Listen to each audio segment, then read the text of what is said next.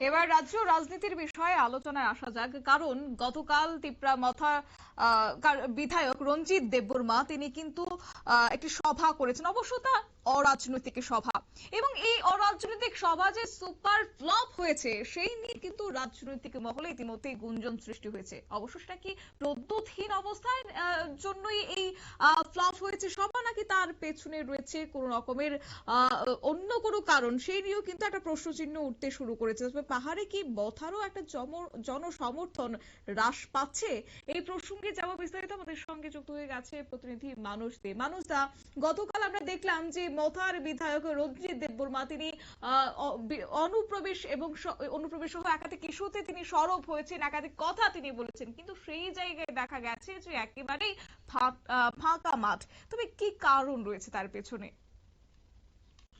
শতাব্দী, তুমি যেটা বললে, গতকালকে আগরতলার রবীন্দ্র শতবার্ষিকী ভবনের সামনে তিপ্রামথা বিধায়ক রঞ্জিত দেববর্মার আহ্বানে একটি সভা অনুষ্ঠিত হয়।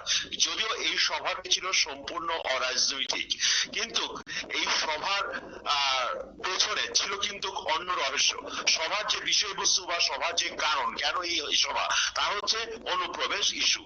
এবং কেন্দ্রীয় সরকার স্বরাষ্ট্রমন্ত্রী অমিত শাহকে এবং প্রধানমন্ত্রী মোদীকে শুভেচ্ছা জানিয়েই কিন্তু একটি র্যালিও সংগঠিত করা হয়। কেন সেই শুভেচ্ছা হচ্ছে যে বিদেশি অনুপ্রবেশ ইস্যুতে কেন্দ্রীয় সরকার যে নির্দেশ জারি করেছে, তার জন্য কিন্তু কেন্দ্রীয় সরকারকে একটি অভিনন্দন র্যালি সংগঠিত করে এই বিধায়ক রঞ্জিত দেববর্মার নেতৃত্বে।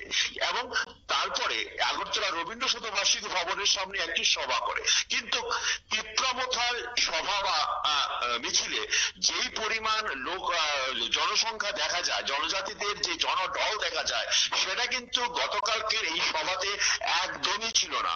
রাজ্যের রাজধানীর মানুষ কিন্তু ইতিমধ্যেই বলা বলি করতে শুরু করেছে যে তিপ্রামথার যে সভা, আমরা আগরতলাবাসী যারা আগরতলাতে যারা আছেন তারা যেরকম সভা দেখতে পায় সচরাচর, সেই সভা কিন্তু আজকের গতকালকের যে সভা, সেই সভা কিন্তু সেই তুলনায় একদমই ছিল ক্ষীণ।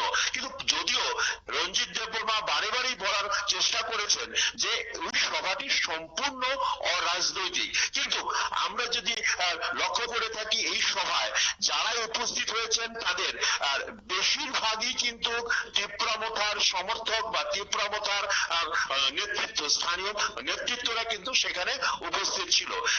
এখন প্রশ্ন হচ্ছে যে এই সভায়, এবং আমাদের কাছে যতটুকু খবর আছে, এই সভা নিয়ে কিন্তু তিপ্রামথার যিনি প্রতিষ্ঠাতা প্রদ্যুৎ কিশোর দেববর্মার সঙ্গে কিন্তু বিস্তারিত আলোচনা হয়েছে রঞ্জিত দেববর্মার। এবং এই সভাতে কি ধরনের বক্তব্য রাখা হবে, এই সভাতে কি ধরনের কথা বলা হবে, সেই বিষয়গুলা কিন্তু প্রদ্যুৎ কিশোর দেববর্মার সঙ্গে আলোচনার মাধ্যমে রঞ্জিত দেববর্মা কিন্তু স্থির করেছেন।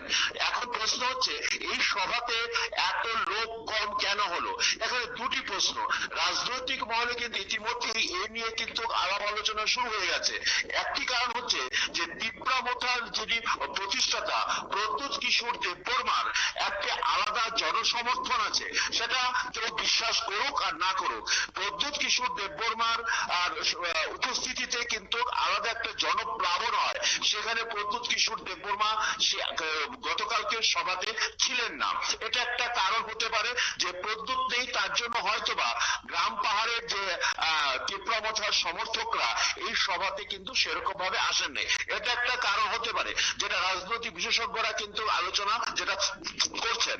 অপরদিকে কিন্তু আরেকটা বিষয় কিন্তু আলোচনা শুরু হয়ে গেছে যে পাহাড়ে তিপ্রামথার পায়ের তলার মাটি কি সরতে শুরু করেছে, না তিপ্রামথার জনসমর্থন কি পাহাড়ে কমতে শুরু করেছে। আমরা যদি একটু পিছনের দিকে দেখি, আমরা যদি দেখি, সেখানে দেখবো কিন্তু যে বিভিন্ন পাহাড়ে কিন্তু ইতিমধ্যে তিপ্রামথার পায়ের তলার মাটি সরতে শুরু করেছে। ইভেন আমরা যদি এইটাও দেখি, টাকারজলা বিধানসভা কেন্দ্রে কিন্তু কংগ্রেসের মধ্যে যেই পাহাড়ে কংগ্রেসের জনজাতি ভিত্তি নেই বললে ছিল, সেই টাকারজলা বিধানসভা কেন্দ্র কিন্তু কংগ্রেস শব্দ কুমার জমাতিয়ার নেতৃত্বে সেখানে কিন্তু একটা সভা হয়। সেই সভাতে কিন্তু জনজাতি অংশের একটা ভালো অংশ কিন্তু সেই কংগ্রেসে যোগদান করে। আমাদের কাছে বিশেষ সূত্র মারফত যে খবর আছে, দক্ষিণ ত্রিপুরা জেলার মনু, সাবরুম, জোড়াইবাড়ি সহ বিভিন্ন এলাকায় কিন্তু একটা ব্যাপক অংশ কিন্তু বাম জিএমপি তথা গণমুক্তি পরিষদে যোগদান করার কিন্তু সম্ভাবনা আছে। যদিও এটা কোনো সুস্পষ্ট কোনো খবর আমাদের কাছে নেই।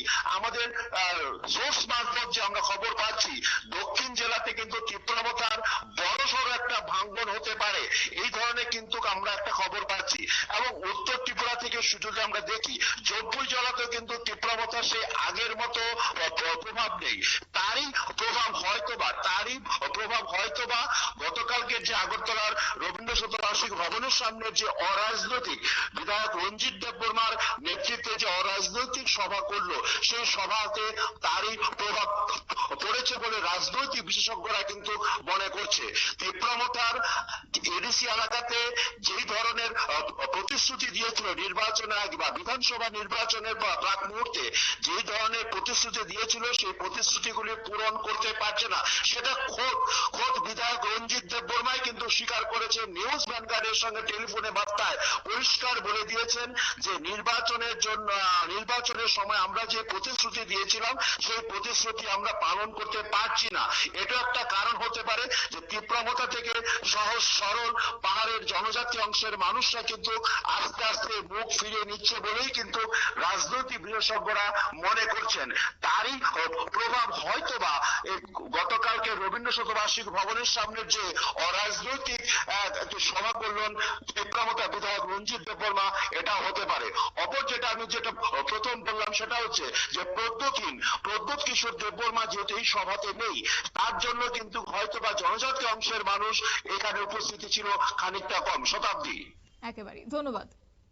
আপনারা শুনলেন, অর্থাৎ গতকালই কিন্তু তীব্রামথার বিধায়ক রঞ্জিত দেববর্মা অনুপ্রবেশ ইস্যুতে অরাজনৈতিক ভাবে সভা করেছেন। আগরতলা রবীন্দ্র শতবার্ষিকী ভবনের সামনে সেই সভা তারা অনুষ্ঠিত করেছেন, কিন্তু প্রশ্ন হচ্ছে সেই জায়গায় প্রদ্যুৎ না থাকাতেই কি সেই সভা ফ্লপ হয়েছে, নাকি সেখানে তীব্রামথারও যে জনসমর্থন সরতে শুরু করেছে তারই একটা আগামী ইঙ্গিত গতকালের এই ছবিতে ধরা পড়েছে, যা নিয়ে অবশ্যই রাজ্য রাজনীতিতে একটা চর্চা শুরু হয়ে গেছে। নিয়ে নিচ্ছি ছোট্ট একটি বিজ্ঞাপন বিরতি, সঙ্গে থাকুন।